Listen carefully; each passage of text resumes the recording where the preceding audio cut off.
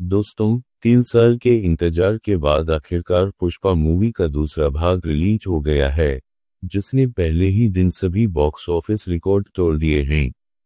अल्लू अर्जुन की अदाकारी ने इस फिल्म के पहले भाग को सुपरहिट बनाया था और इस बार उनकी परफॉर्मेंस ने इसके सीक्वल को ब्लॉकबस्टर बना दिया है। एक्शन और मनोरंजन से भरपूर यह मूवी पहले से भी ज्यादा बड़ी और दिलचस्प है। अगर आप इस फिल्म को अच्छी तरह समझना चाहते हैं, तो यह वीडियो देखते रहिए। आज मैं पुष्पा 2 ब्लड रूल मूवी को संक्षेप में समझाऊंगा, तो चलिए शुरू करते हैं।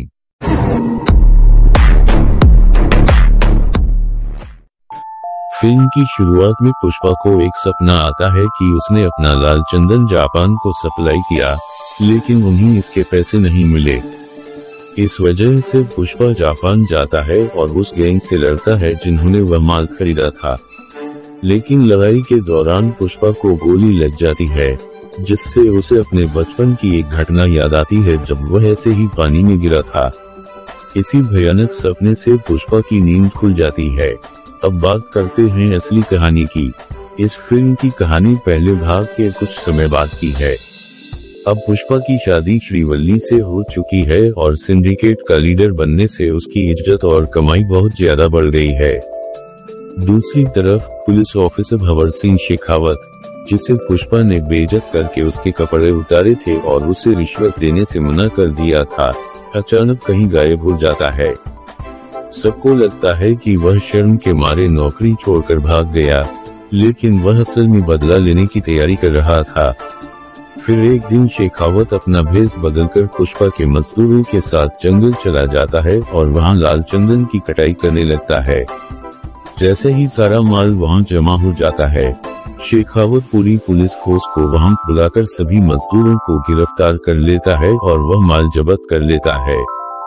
उधर पुष्पा को जैसे ही यह पता चलता है, वह शेखावत की गैर मौजूदगी में पुलिस स्टेशन जाता है और वहां के सभी पुलिस वालों को पैसे देकर खरीद लेता है और अपने सभी मजदूरों को छुड़वाकर अपना माल वापस ले आता है। इसी बीच एक दिन एमएलए सिद्धप्पा नायडू, जो कि सिंडिकेट से ही मिला हुआ था, पुष्पा को आंध्र प्रदेश के सीएम से मिलवाने ले जाता है।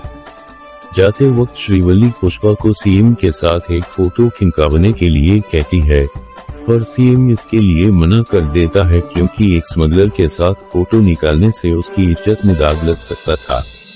इस बात से पुष्पा को बहुत बुरा लगता है कि वह अपनी बीवी की इच्छा पूरी नहीं कर पाया।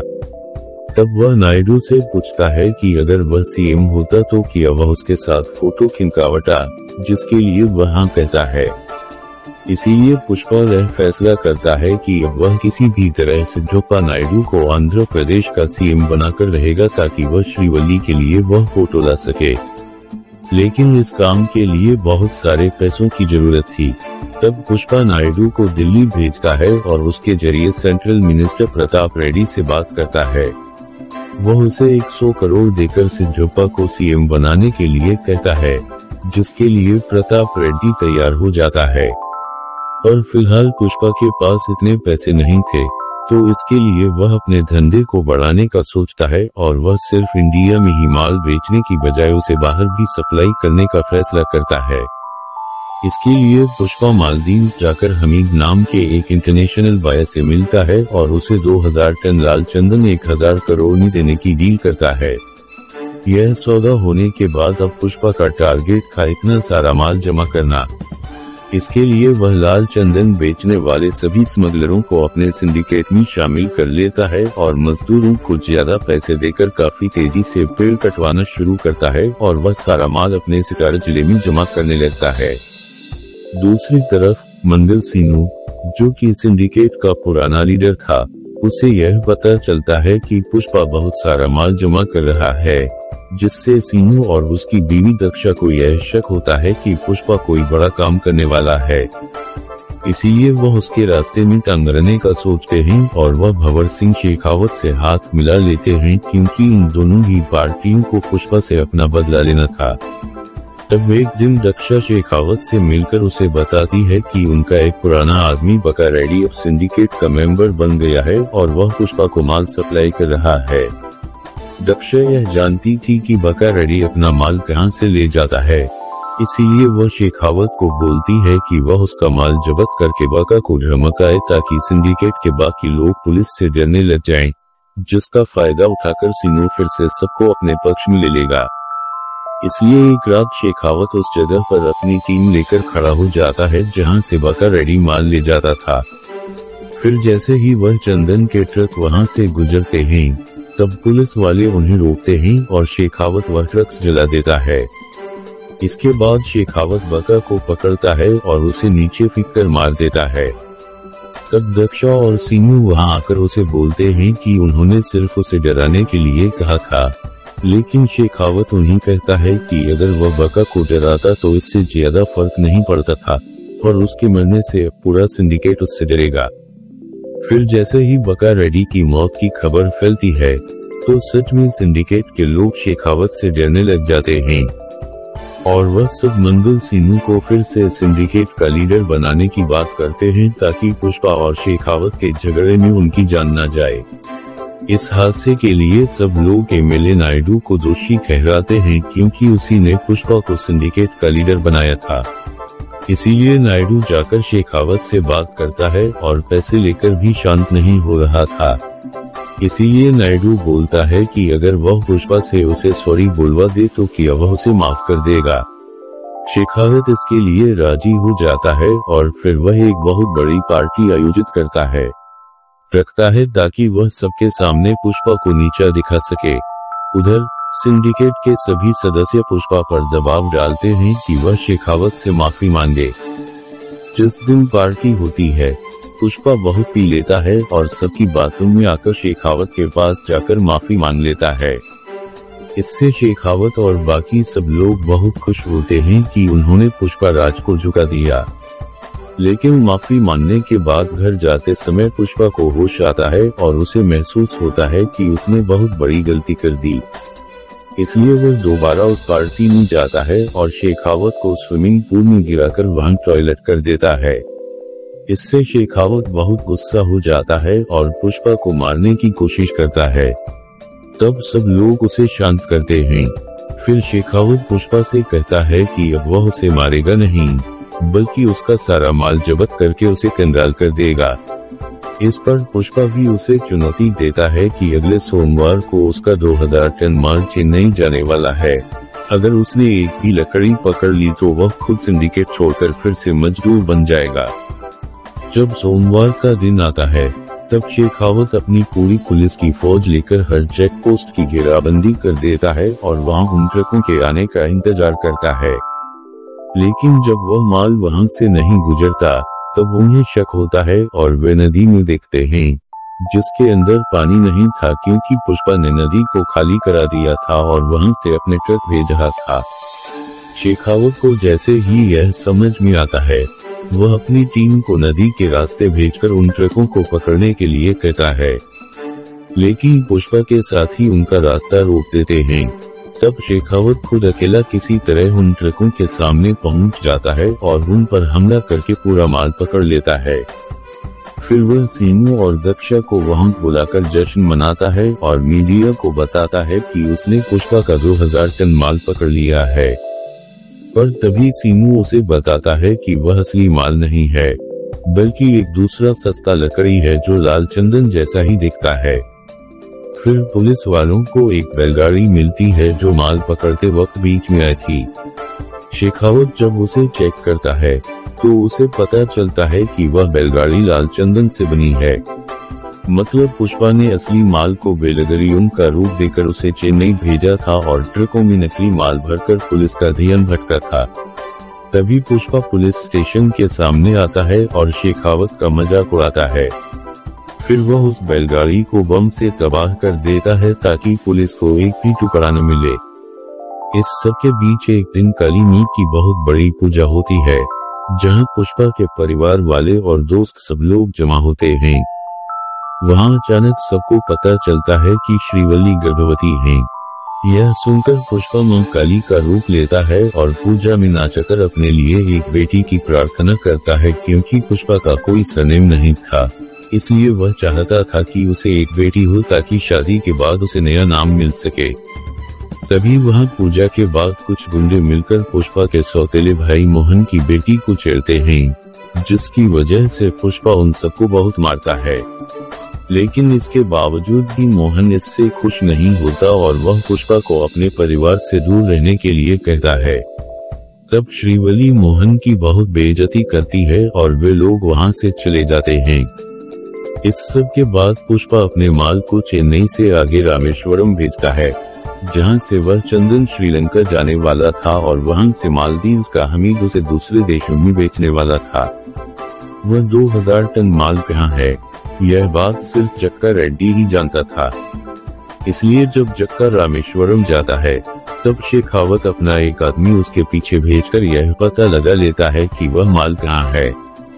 फिर शेखावत बहुत सारे पुलिस वालों के साथ रामेश्वरम के समुद्री तट पर चला जाता है और वहां वे लोग बोट्स के अंदर माल ढूंढने लगते हैं, जो उन्हें नहीं मिलता क्योंकि वह चंदन से बनी हुई बेलगरियम नाव के अंदर नहीं बल्कि उसके नीचे पानी में रखी थी और रस्सी से बंधी थी। इसलिए जैसे ही वे पुलिस वाले बोट से बाहर आते हैं, तब नाव वाले उस माल को लेकर श्रीलंका की तरफ बढ़ने लगते हैं, जो वहां से पास में ही था। शेखावत उन बोट्स का पीछा करता है, लेकिन वे लोग बॉर्डर क्रॉस कर लेते हैं। उन फिशिंग बोट्स को बॉर्डर क्रॉस करना अलाउड था, लेकिन भारतीय पुलिस वाले वहां नहीं जा पाते। फिर वह सारा माल श्रीलंका पहुंच जाता है, जिसके कुछ दिनों बाद हमीद पुष्पा को 1000 करोड़ दे देता है, जिसमें से 500 करोड़ वह सेंट्रल मिनिस्टर प्रताप रेड्डी को भेजता है, जो सिद्धप्पा नायडू को आंध्र प्रदेश का सीएम बना देता है। फिर नायडू सीएम बनने के बाद तुरंत पुष्पा के घर जाकर उससे मिलता है और उसके पूरे परिवार के साथ फोटो खिंचवाता है। दूसरी तरफ शेखावत अपनी हार से बहुत परेशान हो गया था और अब जल्द ही मीडिया को यह पता चलने वाला था कि पुलिस ने जो माल पकड़ा था वह सब नकली है। इस बदनामी से शेखावत काफी डर जाता है और वह इस राज के खुलने से पहले ही नकली माल को जलाने का फैसला करता है। लेकिन उसे यह लगता है कि अगर उसने ऐसे ही वह लकड़ियों को जला दिया तो लोग समझ जाएंगे कि यह काम खुद पुलिस ने किया है। इसलिए शेखावत वह नकली चंदन के गोदाम में आग लगाता है और खुद भी उसके साथ जलकर आत्महत्या कर लेता है, क्योंकि अब वह और ज्यादा बेइज्जती नहीं सह सकता था। इसीलिए वह पुष्पा से हार मानकर मर जाता है। उधर पुष्पा के घर में सब सही चल रहा था, लेकिन फिर एक दिन अचानक उसके भाई मोहन की बेटी कावेरी को कुछ गुंडे किडनैप कर लेते हैं और मोहन से 1 करोड़ की मांग करते हैं। यह वही गुंडे थे जिन्होंने पूजा के दिन कावेरी को छेड़ा था और पुष्पा ने उन्हें मारा था। इसीलिए अब वे अपना बदला लेने के लिए कावेरी को किडनैप कर लेते हैं, क्योंकि उन्हें यह मालूम था कि मोहन पुष्पा का भाई है। इसीलिए उसकी बेटी को उठाने से पुष्पा उनके सामने जरूर आएगा। फिर मोहन की बीवी पुष्पा के घर जाकर उससे मदद मांगती है। तब पुष्पा पूरे शहर की नाकाबंदी कर देता है और अपने आदमियों को सभी जगह कावेरी को ढूंढने के लिए कहता है। इसके साथ ही वह टीवी पर लाइव आकर उन गुंडों को धमकी देता है कि अगर उस लड़की को कुछ हुआ तो वह उन्हें छोड़ेगा नहीं। इसी दौरान प्रताप रेड्डी जाकर सीएम नायडू से मिलता है और उसे कहता है कि वह पुष्पा को यह सब रोकने के लिए बोले, क्योंकि उन गुंडों का लीडर उसका भतीजा बुग्गा रेड्डी है। यह सुनकर नायडू काफी डर जाता है, क्योंकि प्रताप रेड्डी बहुत खतरनाक आदमी था और उसके भतीजे को कुछ भी होने से सीएम और सिंडिकेट मुश्किल में पड़ सकते थे। इसीलिए नायडू पुष्पा को कॉल करके उसे बुग्गा का पीछा छोड़ने के लिए कहता है, लेकिन पुष्पा यह बात नहीं मानता और वह बुग्गा के बताए हुए पते पर पैसे लेकर अकेला पहुंच जाता है। वहां उन सब गुंडों ने पुष्पा को मारने का प्लान बनाया था, इसीलिए वह पैसे लेकर भी पुष्पा के हाथ पैर बांध देते हैं और उसे पीटना शुरू करते हैं। इसके अलावा वे कावेरी के साथ भी बुरा सलूक करते हैं। तब पुष्पा हाथ पैर बंधे होने के बावजूद भी उन सबको मारना शुरू करता है। फिर वह अपनी रस्सी काटकर सभी गुंडों को खत्म कर देता है। आखिर में वह बुग्गा को मारने ही वाला था, पर तब केश और बुग्गा का बाप वहां आकर पुष्पा को रोकने की कोशिश करता है, लेकिन फिर भी वह उसे मार डालता है। तब बुग्गा का बाप गुस्से में कावेरी को वहां से ले जाने लगता है, इसीलिए पुष्पा उसे भी मार देता है और कावेरी को बचा लेता है, जिसकी वजह से अब मोहन का दिल पिघल जाता है और वह पुष्पा को अपना भाई मान लेता है, क्योंकि उसने अपनी भतीजी के लिए इतनी बड़ी जंग लड़ ली थी। फिर कुछ दिन बाद कावेरी की शादी तय होती है और मोहन उसकी शादी का कार्ड लेकर सबसे पहले पुष्पा के घर आता है, लेकिन पुष्पा उससे मिलने नहीं आता। तब मोहन उसकी नींद से माफी मांगता है और कहता है कि अगर वे लोग उस शादी में नहीं आए तो वह शादी नहीं होगी। फिर मोहन वहां से चला जाता है और श्रीवल्ली वह शादी का कार्ड पुष्पा को दिखाती है, जहां परिवार के लोगों में पुष्पा के घर वालों का भी नाम शामिल था। यह देखकर पुष्पा का भी दिल पिघल जाता है और वह मोहन को माफ कर देता है। इसके बाद शादी का दिन आता है, जिसमें पुष्पा और उसके घर के सब लोग जाते हैं और पूरा परिवार एक हो जाता है। दूसरी तरफ प्रताप रेड्डी के घर में उसके भाई और भतीजे की शोक सभा चल रही थी, जहां सिंडिकेट के कई लोग और पुष्पा के सभी दुश्मन आए थे। वहां जॉली रेड्डी भी जाता है, जिसे पिछले पार्ट में पुष्पा ने पीटकर बहुत घायल कर दिया था। जॉली अब थोड़ा ठीक हो गया था, इसलिए वह पुष्पा से बदला लेने के लिए प्रताप रेड्डी से मिल जाता है। इसके अलावा प्रताप रेड्डी ने एक नए आदमी से हाथ मिला लिया था, जो कि कावेरी की शादी में गिफ्ट के रूप में एक बम भेजता है और उससे दूर खड़े होकर ब्लास्ट कर देता है। यह आदमी शिखा भी हो सकता है, जो कि अब तक मरा नहीं हो, या फिर पुष्पा का कोई और दुश्मन। उस बम ब्लास्ट में शायद पुष्पा के परिवार वाले मर जाएंगे और वह अकेला जिंदा बच जाएगा, क्योंकि अब इस मूवी का तीसरा पार्ट आने वाला है, पुष्पा 3 द राइट जा, जिसमें आने वाले समय में पुष्पा अपने परिवार वालों की मौत का बदला लेगा। तो दोस्तों, यह था पुष्पा 2 मूवी का एक्सप्लेनेशन। अगर आपको यह वीडियो अच्छी लगी हो तो इसे लाइक और शेयर जरूर करें, और ऐसी ही इंटरेस्टिंग वीडियोस देखने के लिए सब्सक्राइब करें हमारा चैनल और इस बेल आइकन को दबाएं, ताकि आपको हमारी वीडियोस सही समय पर मिल सकें।